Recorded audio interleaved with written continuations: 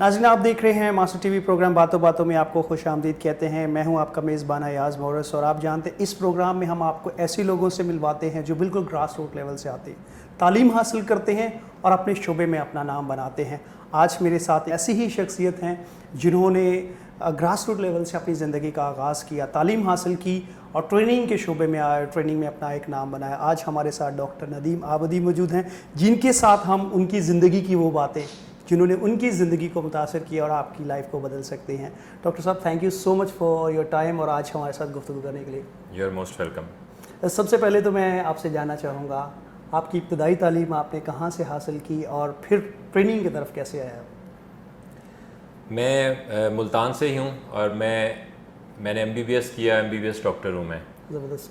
तो वो क्यों किया कि पेरेंट्स का शौक़ था कि मैं डॉक्टर बन जाऊँ, डॉक्टर बन गया। येट मैं उसके बाद एनेस्थीसिया इंटेंसिव केयर के शोबे में मैं चला गया। वहाँ पे जब मैं प्रैक्टिस कर रहा था तो मुझे कुछ बेचैनी हो रही थी कि लाइफ में मुझे लगता था कि मैं इससे कुछ ज़्यादा कर सकता हूँ या मुझे कुछ ज़्यादा करना चाहिए। तो मैंने ऑनलाइन ऐसे सर्च करना शुरू किया कि मैं क्या एडिशनल कर सकता हूँ और उसमें ऐसे हुआ कि एक नेटवर्क मार्केटिंग का फील्ड मुझे नज़र आया, ऑनलाइन मार्केटिंग का, उसमें मैं चला गया। वहाँ पे मेरा ट्रेनिंग से इंट्रोडक्शन हुआ। वहाँ पे मेरे फर्स्ट टीचर, ये 2001 की बात है, 2001-2002 की, कि वहाँ पे मुझे पता चला कि ट्रेनिंग्स भी कोई चीज़ होती हैं। और जब ट्रेनर एक आया, उसने जब हमें ट्रेनिंग दी तो मैं बहुत इंस्पायर हुआ। मैंने कहा ये जो बातें कर रहे हैं आम लोगों जैसी बातें नहीं हैं, and these are very inspiring. तो वहाँ से मुझे ऐसे शौक़ मेरा पैदा हुआ कि मैं भी ट्रेनिंग्स में जाऊँगा। तो जब मैंने उनसे पूछा, उन्होंने कहा कि पहले लाइफ में अचीवमेंट्स लें। उन्होंने कहा वैसे आप किसी भी जगह पे चले जाएं, वो इसकी इतनी वैल्यू नहीं होती कि अगर आप अचीवमेंट लेके फिर बोलने लग जाएं तो लोग आपकी बात सुनते हैं और उसका बहुत ज़्यादा बेनिफिट भी होता है। तो फिर मैंने उस फील्ड में अचीवमेंट्स ली और फिर मैंने इंसेंटिव्स पे इंटरनेशनल ट्रेनिंग प्रोग्राम्स के लिए क्वालिफाई किया। इसमें मैं फिर टर्की गया, वहाँ एक ट्रेनिंग फेस्टिवल में, वहाँ पे दुनिया के जो टॉप ट्रेनर्स हैं उनसे मेरी मुलाकात हुई। और उस वक्त वहाँ गल्फ़ वार स्टार्ट हुई थी, तो टर्की से वापसी की फ़्लाइट्स बंद हो गई। तो वहाँ मैं 1-1.5 महीना फंसा और ट्रेनर्स के साथ वहाँ रहने का इत्तेफाक हुआ।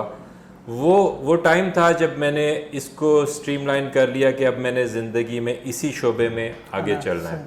और फिर बस आगे बढ़ता गया। और इस वक्त जो है एक geniusu.com एक दुनिया का सबसे बड़ा एंटरप्रेन्योर्स का प्लेटफॉर्म है, जिस पे 20 लाख के करीब एंटरप्रेन्योर्स रजिस्टर्ड हैं।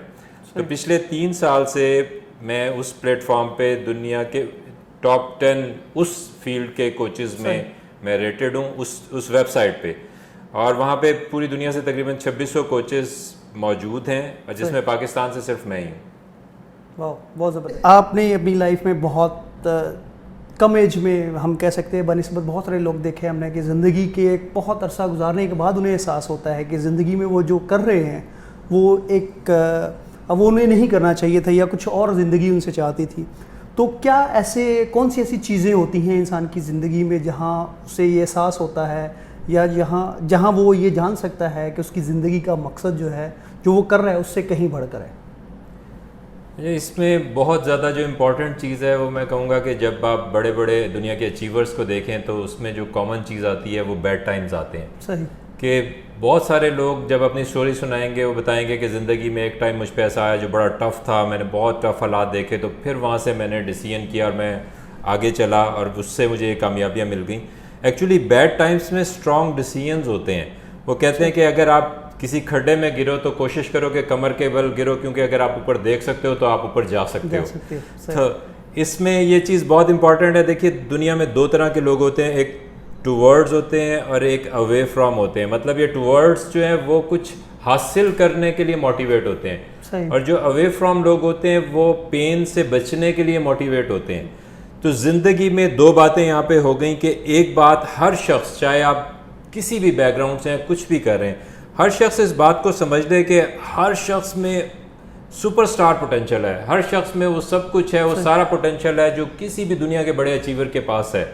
ये चीज़ पहले हम अंडरस्टैंड कर लें। अगर नहीं भी हमें समझ में आती तो हम अपने दिमाग को ये मैसेज देते रहें कि मुझ में सुपरस्टार पोटेंशियल है।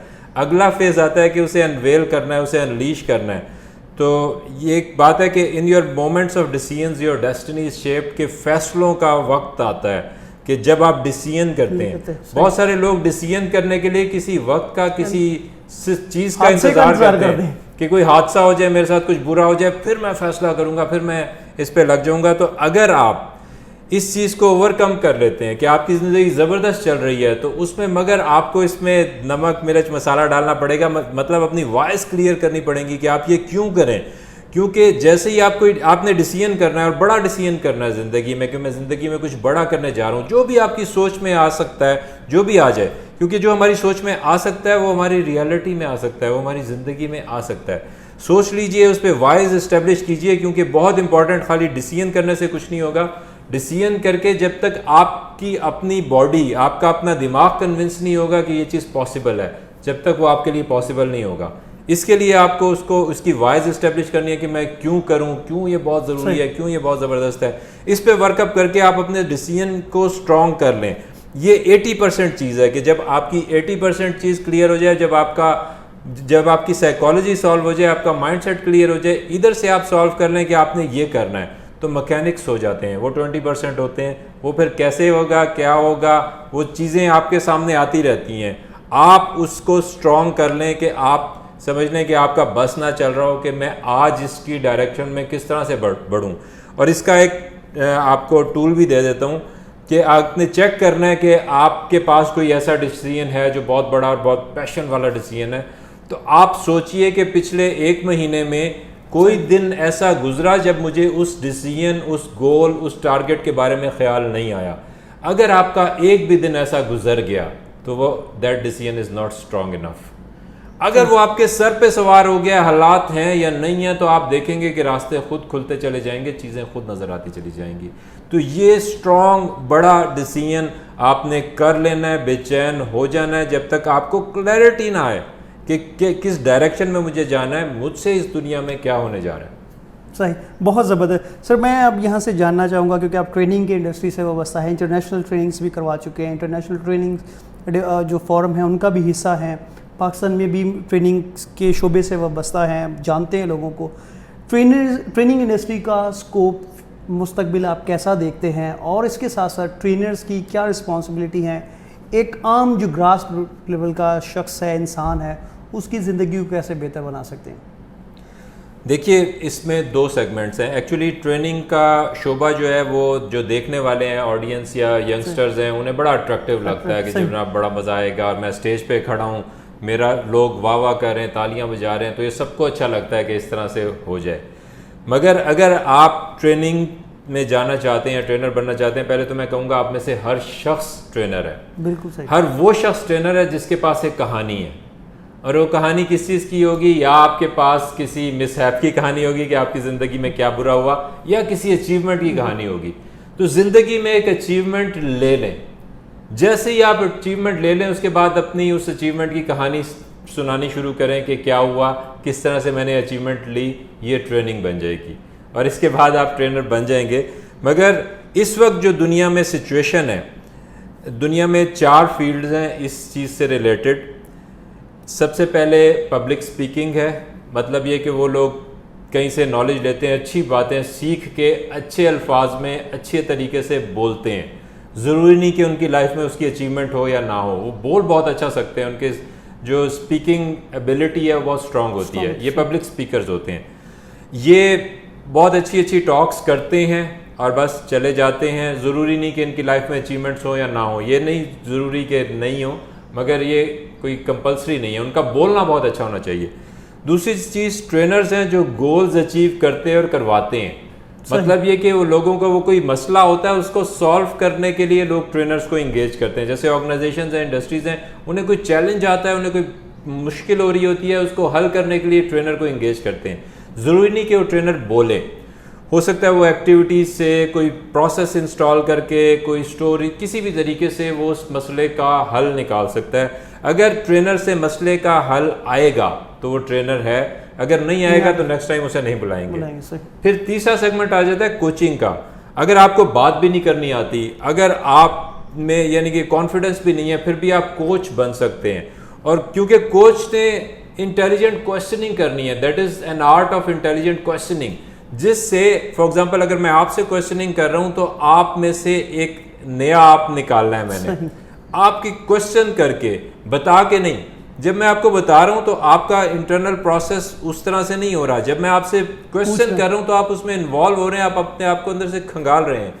तो कोच किसी भी फील्ड का हो सकता है। जो मेजर कैटेगरीज हैं वो हेल्थ, वेल्थ और रिलेशनशिप कोच होते हैं। इसमें सैकड़ों हजारों सब कैटेगरीज हैं और कल का दुनिया का हाईएस्ट पेड प्रोफेशन कोचिंग है। इस वजह से मैं रिकमेंड करूंगा। और इसमें एक खूबसूरती ये है कि आप पाकिस्तान से बैठ के, जैसे मैं पाकिस्तान से बैठ के मैंने दुनिया में कोचिंग में अपने फील्ड में नाम बनाया, तो आप दुनिया में किसी भी फील्ड में किसी को भी कोच कर सकते हैं। और ये बहुत यानी कि ज़्यादा पैसे देने वाला भी प्रोफेशन है। आपको उस फील्ड का कुछ भी नहीं पता, वैसे तो मैं कहूँगा कि जिस फील्ड में आपको शौक है, आप पैशनेट हैं, उसके बारे में आप कोचिंग शुरू कर सकते हैं। कैसे? वो किसी भी अच्छे कोच से सीख लीजिए। मगर इस फील्ड से मैं इसको ये सोचता हूँ और ये कहता भी हूँ कि पाकिस्तान की हम सारी यूथ को, पाकिस्तान की सारी अवाम को अगर इस फील्ड में ले आएँ तो सारे एम्प्लॉयड हो सकते हैं। सारे एम्प्लॉयड कैसे हो सकते हैं? आप कहेंगे कि सारे कोचेस बन जाएंगे तो सीखेगा कौन? सही, पूरी दुनिया सीखेगी। आप यहाँ पे लिमिटेड ना हो, आप सॉल्यूशन प्रोवाइडर बन जाए और पूरी दुनिया को सॉल्यूशन दें। यहाँ से बैठ के पूरी दुनिया के वो लोग जिनकी इकोनॉमीज अच्छी हैं वो आपको अच्छे पैसे पे करेंगे। तो ये वो फील्ड है जिसमें हर शख्स कर सकता है। चौथा जो इस सेगमेंट का फील्ड है वो मेंटरिंग है। मेंटरिंग के लिए फॉर एग्जांपल अगर मैं डॉक्टर हूँ, अगर मैं ज़बरदस्त डॉक्टर हूँ, तो मैं जूनियर डॉक्टर्स को अपने ही फील्ड में अचीवमेंट ली हुई है और अपने ही फील्ड के जूनियर्स को मैं गाइड कर सकता हूँ। ये मेंटोर कहलाता है कि अब उसी फील्ड का खुद भी एक्सपर्ट हो तो जूनियर्स को उसमें गाइड कर दे। तो ये 4 प्रोफेशंस है जिसमें कोचिंग सबसे आसानी से एंटर होने वाला, कि इसको आप सबसे जल्दी सीख सकते हैं और सबसे स्ट्रांग प्रोफेशन है। मगर मैंने जो पहले कहा कि किसी इस फील्ड में ना जाएं, सबसे पहले लाइफ में ब्रेक थ्रू लें। कोई बड़ा गोल सेट करें, लार्जर देन लाइफ बड़ा गोल सेट करें, उसकी अचीवमेंट लें। टफ टाइम में गुजरें, डिसिप्लिन में गुजरें, क्योंकि ये जो सारी अचीवमेंट्स हैं ये डिसिप्लिन हैं। जब तक आप डिसिप्लिन हो के आप होते नहीं हो तो जिसको भी आपने कोई सोल्यूशन देना है उसे डिसिप्लिन करना पड़ना है आपको। तो आपको समझ में नहीं आएगी कि वो कैसे डिसिप्लिन होगा। जब वो कोई बहाने कर रहा होगा या वजह बयान कर रहा होगा कि क्यों मैं ये नहीं कर सकता, तो आपको वो समझ आएगी और आप कहेंगे हाँ यार इसका मसला जेन्युइन है। तो दुनिया का कोई मसला जेन्युइन नहीं होता, सिर्फ दुनिया में सॉल्यूशंस जेन्युइन होते हैं। तो सॉल्यूशन ओरिएंटेड हो जाइए, सॉल्यूशन जेन्युइन होते हैं, मसले फेक होते हैं। सही, thank you so much doctor साहब, बहुत बहुत शुक्रिया आपका, आपने वक्त दिया और बड़े ही उम्दा अंदाज से जो है वो अपनी ज़िंदगी की कहानी, अपने तजुर्बात शेयर किए। Thank you so much. Thank you. नाज़रीन, इसी के साथ आपसे इजाज़त चाहेंगे। और जैसे डॉक्टर साहब ने कहा कि सॉल्यूशन जो है वो जेन्युइन होते हैं। अक्सर जो मसाइल हमारे होते हैं, ये मसाइल के अंदर ही हमारे लिए वसाइल छुपे होते हैं। उन वसाइल को देखने के लिए हमें अपनी सोच को बदलने की ज़रूरत है। और जब इंसान ये सोच लेता है कि उसने कोई काम करना है तो फिर उसके लिए हालात और मौके जो हैं वो ज़रूर पैदा होते हैं और ऐसे लोग उसकी ज़िंदगी में शामिल होते हैं, ऐसे लोग उसके साथ कनेक्ट होते हैं जो उसकी उस मंजिल तक जाने में मदद और रहनुमाई करते हैं। अपना बहुत सारा ख्याल रखिएगा। Thank you so much.